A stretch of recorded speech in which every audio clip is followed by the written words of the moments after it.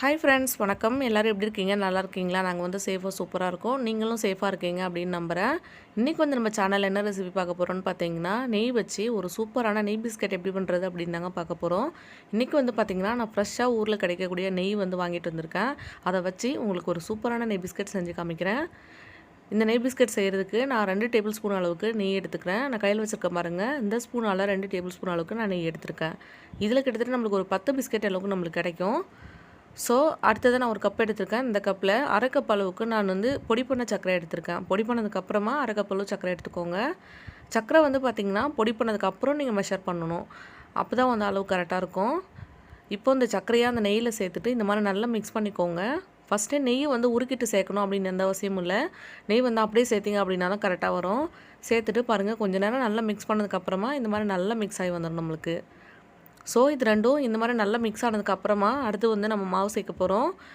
நான் இன்றைக்கி வந்து பார்த்திங்கன்னா கோதுமை வச்சு செஞ்சு காமிக்கிறேன். இதே வந்து நீங்கள் மைதா மாவு அப்படி வச்சு கூட செஞ்சு பார்க்கலாம். இல்லை நீங்கள் ராகி மாவு கூட ட்ரை பண்ணலாம், ரொம்ப சூப்பராக வரும். இன்றைக்கி வந்து நான் கோதுமை மாவு எடுத்திருக்கேன். பாருங்கள், கோதுமை மாவும் சேர்த்துட்டு இதையும் சேர்த்து நல்லா மிக்ஸ் பண்ணிக்கோங்க. கை வச்சு மிக்ஸ் பண்ணிக்கலாம். அப்போ தான் வந்து பார்த்திங்கன்னா அந்த நெய் வந்து நம்ம கையோட சூட்டு கொஞ்சம் மெல்ட் ஆகி கரெக்டான ஒரு பதம் வரும். பாருங்கள், கை வச்சு நான் மிக்ஸ் பண்ணிக்கிறேன். இந்த அளவு நல்லா மிக்ஸ் பண்ணி எடுத்ததுக்கப்புறமா ஒரு 2 டேபிள் ஸ்பூன் அளவுக்கு நான் பால் எடுத்துருக்கேன். அதையும் சேர்த்துக்கிறேன். நான் சொல்கிற இந்த மெஷர்மெண்ட் அளவு நீங்கள் எடுத்தீங்க அப்படின்னா 2 டேபிள் ஸ்பூன் அளவு பால் கரெக்டாக இருக்கும். அப்படி இல்லைனா பால் கொஞ்சம் கொஞ்சமாக சேர்த்துட்டு நல்லா மிக்ஸ் பண்ணி பாருங்கள். மாவு வந்து இந்த பதத்தில் இருக்கணும். உள்ளே வந்து பார்த்திங்கன்னா நல்லா சப்பாத்தி மாவு மாதிரி சாஃப்டாலாம் இருக்காது. எடுத்துனா இந்த மாதிரி இருக்கணும் உள்ளார மாவு. ஸோ இந்த மாதிரி நல்லா பிசைஞ்சு எடுத்துக்கோங்க. நல்ல ஒரு நெய் மணத்தோட ரொம்பவே சூப்பராக இருக்குது. இப்போ இது ரெடியாக இருக்குது. அதுக்கு முன்னாடி நான் சக்கரை பொடி பண்ணும்போது 2 ஏலக்காய் சேர்த்து பொடி பண்ணேன். அதை சொல்ல மறந்துட்டேன், சாரி. கண்டிப்பாக சேர்த்து பொடி பண்ணிக்கணும்.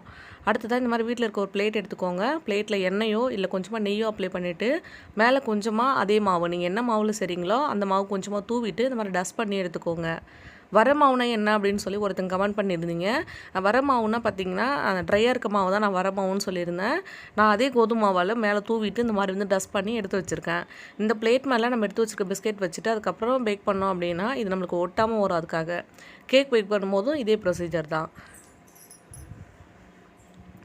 இப்போது கையில் கொஞ்சமாக நெய் வந்து அப்ளை பண்ணிவிட்டு இந்த மாதிரி எடுத்துகிட்டு ஃபஸ்ட்டு நல்லா ப்ரெஸ் பண்ணி உருண்டை பிடிச்சிக்கோங்க. இது உருண்டை பிடிச்சதுக்கு அப்புறமா வந்து பார்த்திங்கன்னா நம்ம பிஸ்கெட் ஷேப்பில் வந்து தட்டி எடுத்துக்க போகிறோம். இதை வந்து நீங்கள் வந்து கொஞ்சமாக வந்து ரொட்டி கட்டையில் எண்ணெய் தடவிட்டு நல்லா வந்து உருட்டிட்டு அதுக்கப்புறம் ஸ்கொயர் ஷேப்பில் வேணாலும் கட் பண்ணிக்கலாம். அதுவுமே சூப்பராக வரும். இப்போ நான் பண்ணுறது பார்த்திங்கன்னா ரொம்ப சிம்பிளான மெத்தட். உருண்டையாக பிடிச்சிட்டு நார்மலாக ரவுண்ட் ஷேப் பிஸ்கெட் மாதிரி பண்ணி எடுத்துக்கிறேன்.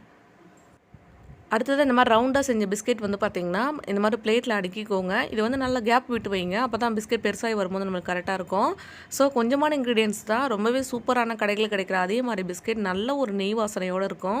அடுத்ததாக குக்கருக்குள்ளே இந்த மாதிரி ஒரு ஸ்டாண்ட் போட்டுட்டு நான் ப்ரீ ஹீட் பண்ணி வச்சுருக்கேன். ப்ரீ ஹீட் வந்து பார்த்திங்கன்னா 5 நிமிஷம் நான் ப்ரீ ஹீட் பண்ணியிருக்கேன். இந்த உள்ளே போடுற ஸ்டாண்ட் இருக்குல்ல, இது வந்து நம்ம பாத்திரம் சூடான பாத்திரம் இறக்கி வைக்கிறதுக்கு ஒரு ஸ்டாண்ட் வச்சுருப்போம்ல, அந்த ஸ்டாண்ட் போட்டிருக்கேன். அந்த மாதிரி ஸ்டாண்டு இன்னும் ஒரு வேறு மாடல் ஒன்று இருக்கும் பாருங்கள், அது இருந்தால் கூட நீங்கள் அதை போட்டுக்கலாம். அடுத்ததாக இது மேலே சும்மா வேஸ்ட் பிளேட் ஒன்று இருக்குது, அது போட்டுக்கிறேன். அதுக்கு மேலே நம்ம எடுத்து வச்சுருக்க தட்டு வச்சிடலாம். நான் எடுத்த தட்டு கொஞ்சம் பெருசாக இருந்ததால் வேறு தட்டு மாற்றிருக்கேன். சாரி, அதை வந்து நான் பார்க்காம எடுத்துட்டேன். ஸோ அதனால் வேறு தட்டு எடுத்திருக்கேன். நம்ம வைக்கிற தட்டு சுற்றி ஓரங்களில் படக்கூடாது, அது ரொம்பவே முக்கியம்.